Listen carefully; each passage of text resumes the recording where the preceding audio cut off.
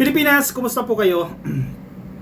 Binabasa ko itong balita ni patungkol dito kay impeachment ni Sara Duterte kasi yung prosecutors mula sa House of Representatives, di ba? Itong si Jervil Luistro. Kilala niyo yan ka-coffee?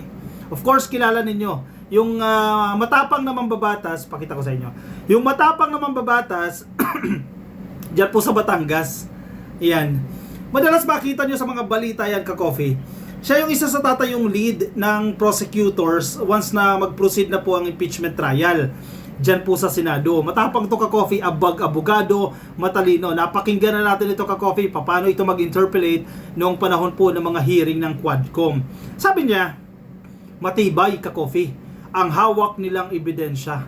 Ang description niya nga dyan rock solid, kasing tigas ng bato ang pinanghahawakan nilang mga ebidensya na siguradong magpapakonvict kay Sara Duterte, matatanggal sa pwesto niya at hindi na makakatakbo sa kahit na naman pong posisyon sa gobyerno. Naku po, kaya pala tumakbo agad ng Korte Suprema itong grupo nila Sara Duterte dahil kapag nag-proceed na yung impeachment trial, wala na silang kakamutin dyan. Kaya yung lusot na lang nila, technicalities. Kaya nandyan yan sa Korte Suprema para gusto nila ipatigil ng Korte Suprema yung impeachment proceedings dahil illegal daw po yung pinagdaanan yan.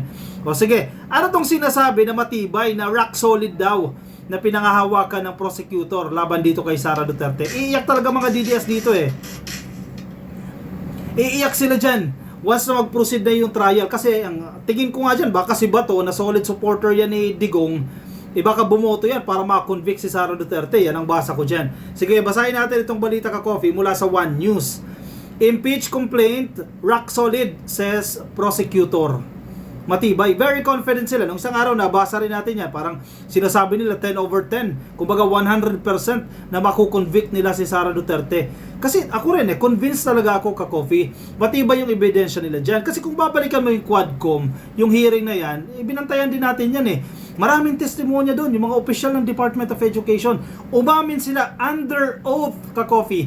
Umamin sila na sinusuhulan sila every month. Diba? Sinusuhulan sila ni Sara Duterte. Para saan yung suhol na yan? Siyempre may kapalit yan. Yung records na inilabas ng PSA na hindi nag-e-exist yan, yung mga beneficiaries ng confidential funds, napakatibay niyan. Yung pagbabanta niya kay presidente na tsutsugin niya, napakatibay niyan. May video recordings yan. Authenticated by the NBI. Ano pa? Napakarami pa. Yung COA report, mga irregularities dyan, napakarami. Kaya makukonvict talaga to si Sara. Batangas Representative Jervil o Ma'am Jinky Luistro, a member of the prosecution panel in the impeachment of Vice President Sara Duterte, maintained that the complaint was properly signed and affirmed by 215 members of the House of Representatives. Napakarami ang bumoto para ma-impeach si Sara Duterte. 215, may mga humabol pa nga yan. The impeachment complaint against Vice President Sara Duterte is rock solid and nothing in it is unconstitutional, flawed or violative of due process. Batangas Representative Jervil Luistro said Thursday, February 20. Kung kine-question ang kampo ni Sara Duterte na unconstitutional o labag sa batas, may mga procedures na hindi ginanap o hindi ginawa at irregular na impeach agad siya dyan sa House of Representatives, patunayan nila yan.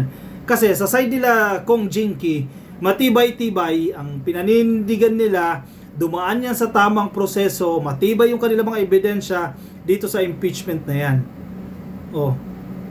Kasi kung sinasabi niya matapang yung kampo nila Sara Duterte, di ba, pinapanindigan nila, tama, wala, inosente si Sara, di pumunta kayo dyan sa korte, sa Senado, kung saan magaganap ang impeachment trial, ipakita ninyo, patunayan ninyo. Di ba? Diyan yung patunayan, diyan kayo magsalita. Diyan yung ipresenta yung mga inyong ebidensya para mapalabas ninyo na inosente si Sara Duterte. Pabor sa inyo yan. Kung totoong inosente yan, malalaman ng buong mundo. Pagtatawanan ng buong mundo yung mga nag-file ng impeachment complaint. Dahil inosente pala si Sara, covered lahat yan, lahat ng media, nandiyan naka-cover, blow by blow. Inilalabas sa mga nangyayari dyan sa impeachment trial. Pabor sa inyo yan. Di publicity nyo yan. And once na hindi ma-convict si Sara Duterte, malaki yung chance niya na manalo siya. sa pagka-presidente sa 2028 kasi pwede mong palabasin na pinagtulungan lang siya. Yan ay kung hindi siya makukonvict. Kung makonvict siya, goodbye ang pangarap ninyo maging presidente siya sa 2028. The Batangas lawmaker was debunking claims raised by supporters of the Vice President in their petition before the Supreme Court to stop her Senate impeachment trial. Di ba? Una, grupo ng mga lawyers diyan sa Mindanao, tumakbo ng Korte Suprema. Sunod naman si Sara, kinabukasan, tumakbo rin ng Korte Suprema. Ang lahat ng gusto nila, ipatigil yung proceedings na yan. In fact, di pa nga nagsisimula sa Senado. First, si Luistro nagsasalita. First, they stated, we did not follow the rules on verification. Just me, yung marimar, basic. Ang daming abogado dyan sa House of Representatives. Yung mga staff niyan, mga abogado yan. Hindi ba nila mapapansin yan kung hilabag sa batas yan, labag sa rules, labag sa procedure? First, they stated we did not follow the rules on verification. It is clear in our Constitution that Congress shall promulgate its own rules on impeachment. And to be precise, we followed word for word the rules of the 19th Congress of the Philippines as far as the verification is concerned. Sapul! Manghingi man ng Korte Suprema ng response, in fact, nanghingi na ka-coffee, kung ano yung proseso ng House of Representatives sa impeachment, sa pag-verify ng mga impeachment complaints, ginawa nila yan, sabi ni Kong Luistro.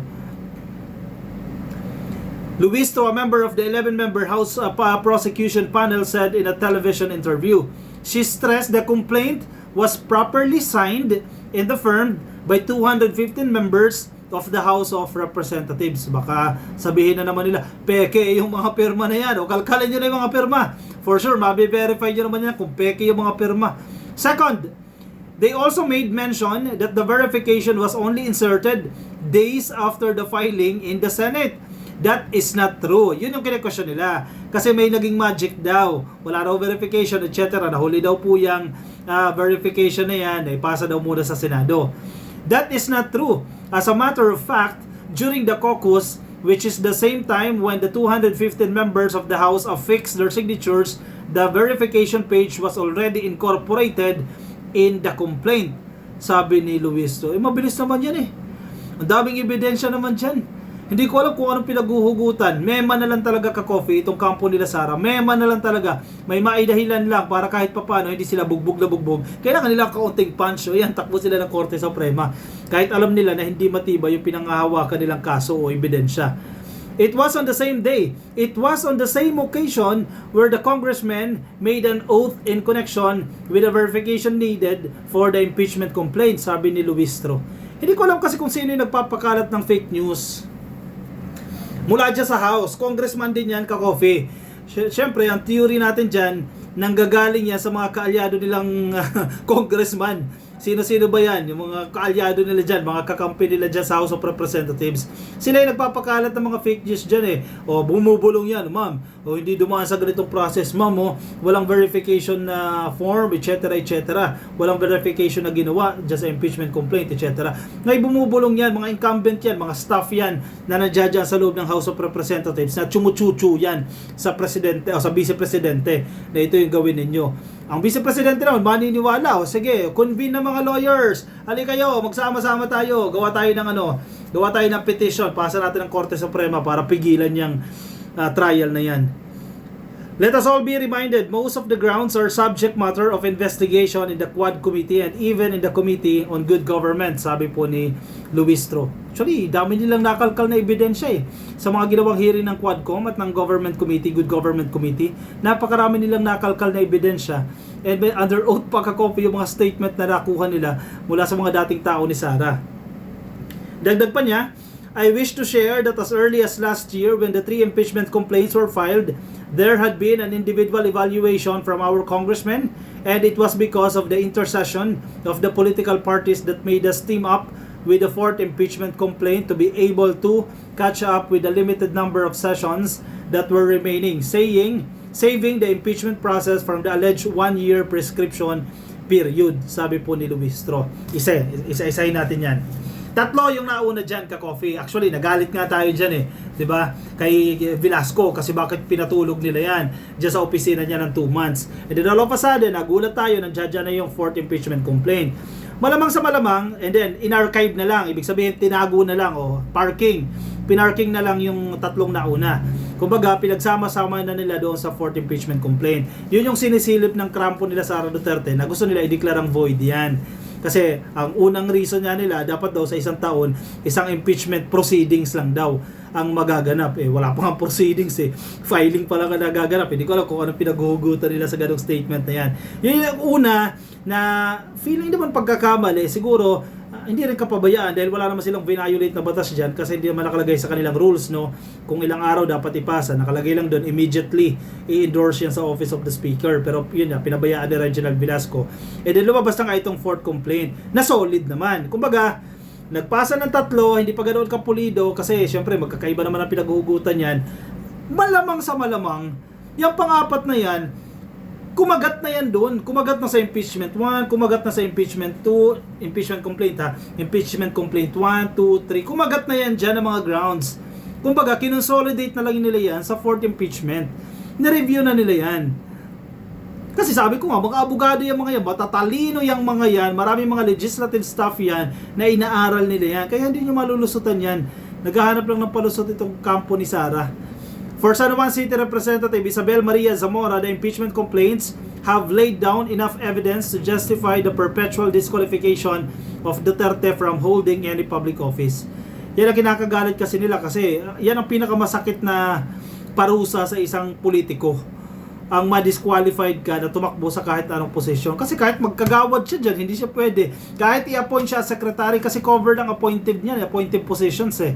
Hindi lang elected, kundi appointed positions. Kahit manalo pa si Harry Roque na presidente ng 2028, hindi niya pwedeng i-appoint si Sara Duterte bilang secretary ng kahit na anong department. Kasi banned na siya. Hindi na siya pwede makapasok sa gobyerno kahit saan. Kasi yan yung penalty sa kanyang pagkaka-convict sa impeachment trial. No? Yan ang kinakagalit nila. Kasi tanggal talaga siya dyan. And ang karir niya, tapos ang karir niya dyan. Yung pangarap na maging presidente sa 2028, burado yan, tapos yan. Kung nanahimik lang kasi kayo eh, di ba? Kung sumuporta lang sana kayo eh, ang problema kayo nag-ingay dyan eh.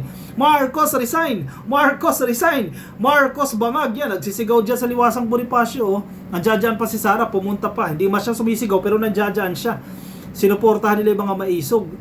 Kasi tinakot nila si PBBM eh. Tinatakot nila. Kung hindi ka mag-resign, paalisin ka namin. Takbo sila sa EDSA, 200 sila. Wala pa nga 200 no. Grupo nila Roque. Tinatakot nila ang presidente. Pinatulan kayo ngayon. Asan kayo ngayon?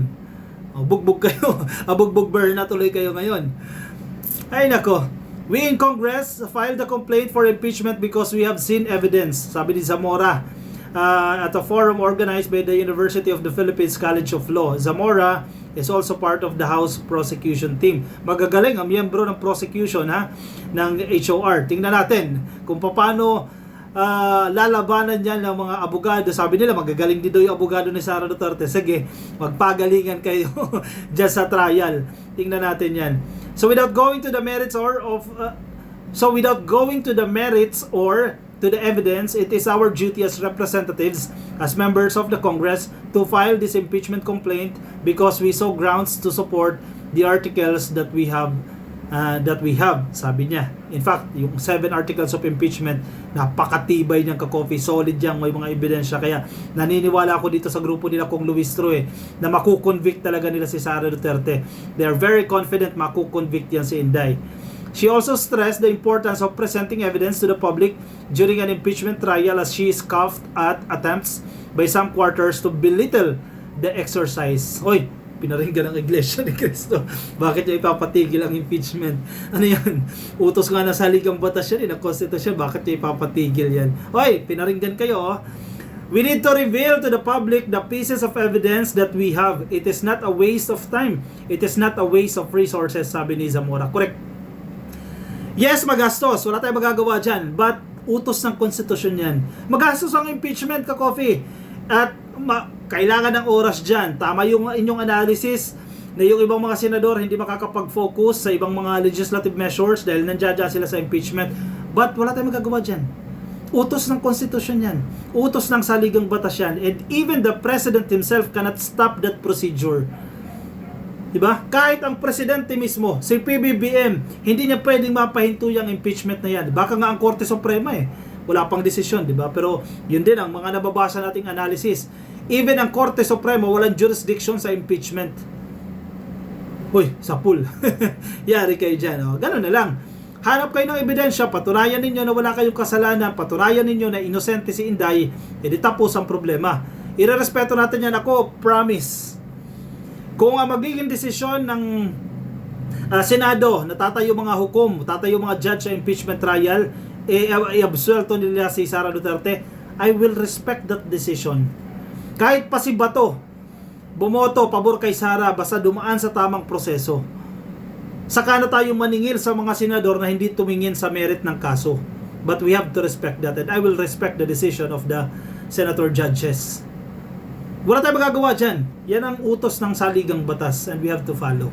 O siya, sige, i-komento ang inyong opinion, reaction dyan sa ating comment section.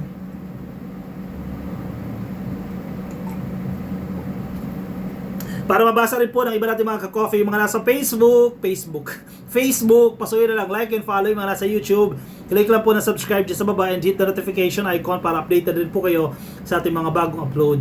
Maraming salamat po sa mga sumama. Kita-kits tayo sa ating susunod na video. Paalam po sa inyo, bye-bye.